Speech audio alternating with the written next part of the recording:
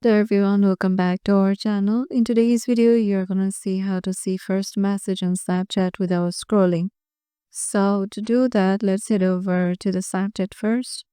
Once you're there, just head over to the conversation and head over to the conversation.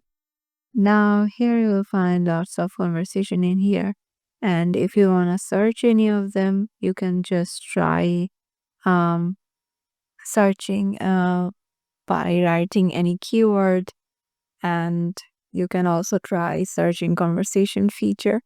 And as my Snapchat is not a premium version, so I don't have the feature, but if you have, you can try the feature and navigate to the chat, tap on the search icon and type a keyword or phrase from the first message. If you can't remember specifics, you can try searching for common greetings like hi or how are you.